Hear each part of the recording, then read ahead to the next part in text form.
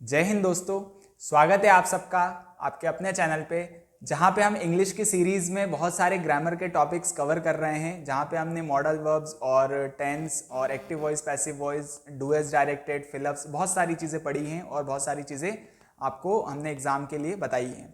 एक बहुत ज़्यादा डिमांडिंग टॉपिक था नरेशन, ठीक है, जिसके ऊपर बहुत सारे लोगों ने बोला कि ये टॉपिक हमारा रह गया है, आप इसको और कंप्लीट करवा दीजिए। तो बेसिकली मैं बहुत डीप में इन चीज़ों को नहीं बताने वाला हूँ। क्यों? क्योंकि आपका एग्ज़ाम बहुत पास में है और आपको सिर्फ लिमिटेड चीज़ें जो आपके एग्ज़ाम पर्सपेक्टिव से काम की हैं बस उतना देखना है। तो नरेशन देखो एक बहुत डीप टॉपिक है, डीप इन द सेंस कि मतलब वो समझने वाला टॉपिक है, ठीक है। उसके सेंटेंस कन्वर्जन सिर्फ एक उसका हिस्सा है। मेन चीज़ उसमें क्या है कि उसको समझना है कि कैसे वो वर्क करता है, मतलब कैसे हम नरेशन का यूज़ करते हैं हमारी डेली लाइफ में, ठीक है। मैं एक छोटा सा ब्रीफ देता हूँ और उसके बाद डायरेक्ट कुछ पॉइंट्स लिखवाऊंगा। वो पॉइंट्स आप अपने दिमाग में याद रखिएगा और आप उससे सारे क्वेश्चंस देख लेंगे। नरेशन जनरली क्या बोलता है? नरेशन में दो टाइप की स्पीच होती है। जो नरेशन है हमारा दो टाइप की स्पीच बोलता है। कौन कौन सी? एक डायरेक्ट स्पीच और एक इनडायरेक्ट स्पीच, ठीक है। अब देखो दो टाइप स्पीच क्या होता है? स्पीच आप सब समझते होंगे, जो हम बोलते हैं वो हमारी क्या होती है? स्पीच होती है, ठीक है। तो यहां पे ध्यान देना है, क्या ध्यान देना है कि डायरेक्ट स्पीच में ना हम दो बातों को बोल रहे हैं। दो बातों की मतलब एक बंदा बोल रहा है, मैं कोई चीज नरेट कर रहा हूं किसी दूसरे पर्सन के बारे में। थोड़ा सा कंफ्यूजिंग है पर ध्यान से समझे। यहां बोर्ड पे अगर मैं बनाऊं, एक बंदा ये हो गया, ठीक है, ये दूसरा बंदा है, ठीक है। ये दोनों आपस में बात कर रहे हैं किसके बारे में? थर्ड पर्सन के बारे में। किसके बारे में? थर्ड पर्सन के बारे में, कि भाई उसने ऐसा बोला था, ठीक है। जैसे ये दोनों कल मिले, कब मिले? कल ये दोनों आपस में मिले। ये हमारा फर्स्ट पर्सन हो गया, ये थर्ड पर्सन हो गया। ये दोनों कल मिले, इन्होंने कुछ बात करी और वो बात आज ये फर्स्ट पर्सन इसे बता रहा है, किसे? सेकंड पर्सन को। तो ये जो प्रोसेस है ना, इसको हम क्या बोलते हैं? नरेशन बोलते हैं, ठीक है। अब एक डायरेक्टली हो गया, कौन सा? एक ये डायरेक्ट हो गया और ये इनडायरेक्ट हो गया। इनडायरेक्ट क्यों? क्योंकि ऐसा उसने कहा था या ऐसा उसने बोला, ये चीजें हम बोलते हैं, ठीक है। तो दो तरीके की स्पीच होती है, ये हमने जनरली थोड़ा सा आइडिया उसके बारे में देखा है। अब मैं डायरेक्ट कुछ इंपॉर्टेंट चीजें आपको बता देता हूं जो आपके बोर्ड एग्जाम्स में बहुत इंपॉर्टेंट है, क्योंकि मुझे पता है आपके पास भी टाइम की कमी है और बहुत सारा नॉलेज इसके अंदर छुपा हुआ है जो आपको जानना चाहिए। लेकिन जो मेन चीजें हैं वो समझ लीजिएगा आप, ठीक है, ध्यान से। अगर अपन यहां पे कुछ लिखें, जैसे एक सेंटेंस में लिखता हूं, ठीक है, ही सेज, उसके बाद आ गया inverted comma, I work hard, ठीक है। ये बहुत ही एक सिंपल सेंटेंस मैंने लिया है, बहुत ही सिंपल। अब मैं आपको कुछ टिप्स दे रहा हूं, वो एज इट इज आप नोट डाउन करते जाइएगा, ठीक है। कैसी टिप्स है? देखो यहां पे ही क्या हो गया? हमारा सब्जेक्ट हो गया। सेज मतलब उसने कहा। अच्छा, इसका हिंदी मीनिंग पहले एक बार देख लेते हैं, आपको थोड़ा सा क्लियरिटी हो जाएगा। ही सेज, इन्वर्टेड कॉमा है, आई वर्क हार्ड, ठीक है। उसने कहा, ही सेज मतलब उसने कहा, आई वर्क हार्ड कि मैं बहुत मेहनती हूं या मैं बहुत मेहनत का काम करता हूं, ठीक है, आई वर्क हार्ड। तो ये एक स्टेटमेंट है, इसको हम जनरली बोलते हैं रिपोर्टेड स्पीच। क्या बोलते हैं? रिपोर्टेड स्पीच, ठीक है। और ये ही सेज क्या हो गया? रिपोर्टिंग। ये रिपोर्टिंग कर रहा है ना, एक तरीके से बता रहा है, तो ये क्या हो गया? रिपोर्टिंग। और ये बता चुका है, ये जो वर्ड आ रहा है ना इन्वर्टेड कॉमा में, ये हो चुका है, बता चुका है, कह चुका है, तो क्या हो गया? रिपोर्टेड स्पीच हो गया। तो अब यहां पे चेंज करने वाली बात क्या है? ध्यान से समझना। जब भी ऐसे सेंटेंस आए, पहला पॉइंट में आपको पॉइंट आपको बता रहा हूं, वो पॉइंट बिल्कुल ध्यान से रखना है और उसको हम कन्वर्जन के लिए यूज करेंगे, ठीक है। काय के कन्वर्जन में?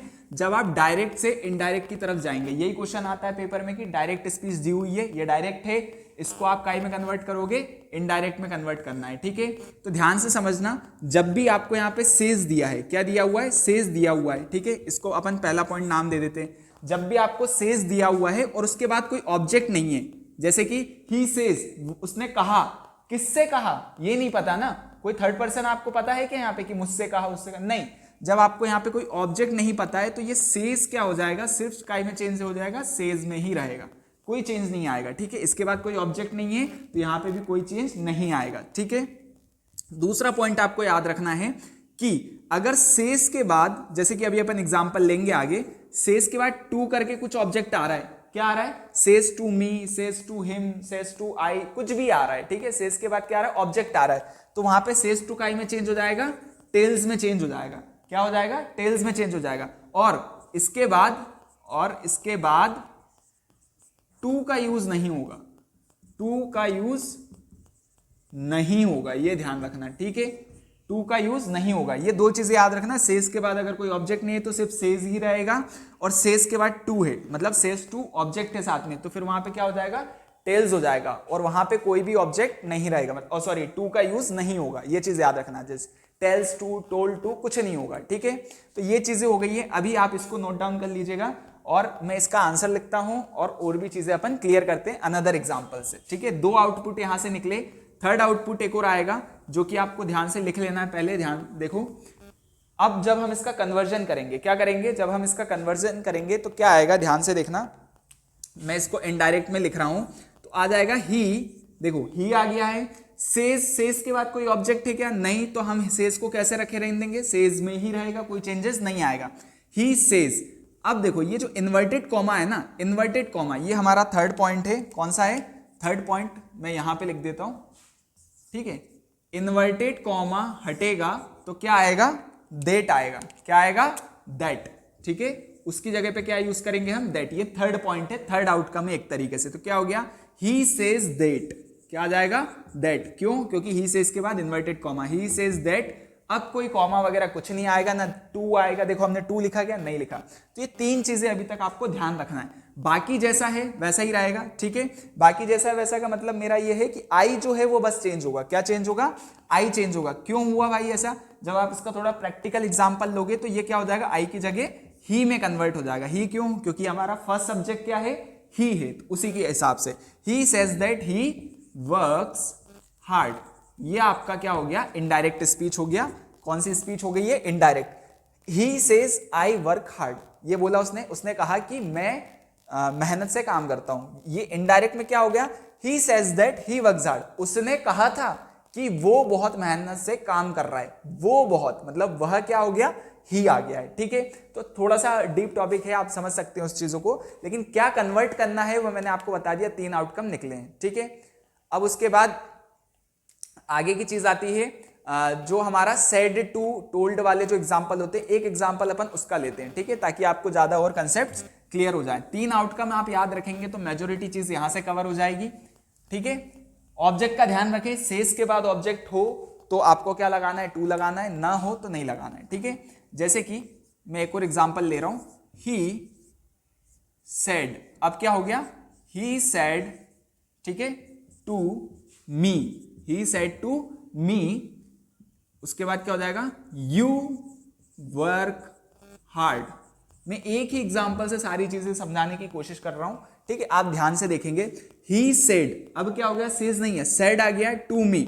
ये हमारा क्या है, एक तरीके से कहीं ना कहीं ऑब्जेक्ट है। किससे कहा, मुझसे कहा, ही सेड टू मी, उसने मुझसे कहा।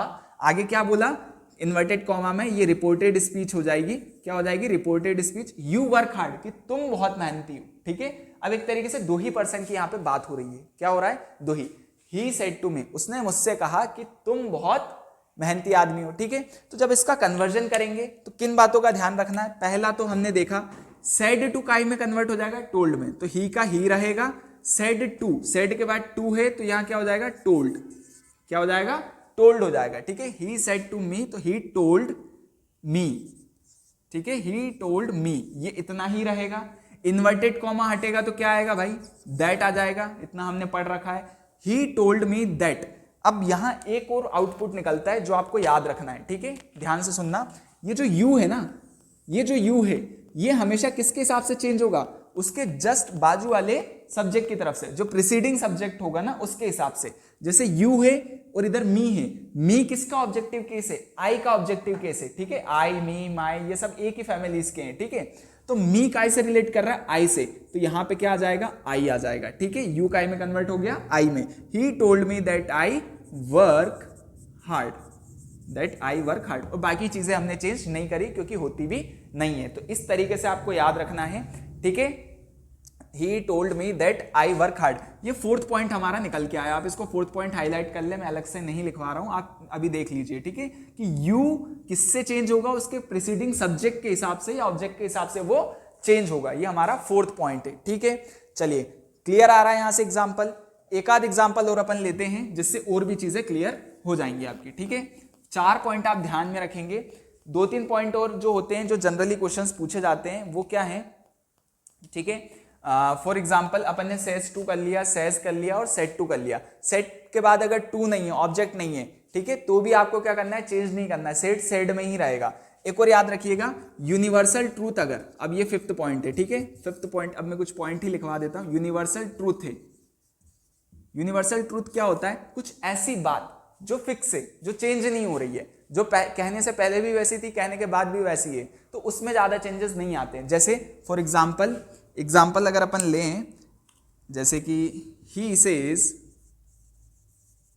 सेज इन्वर्टेड कॉमा में sun rises in the east, ठीक है, क्या हो गया, एक काम करते हैं, इसको आसान करते हैं, सन इज अ स्टार, ठीक है, अब ज्यादा आसान हो गया।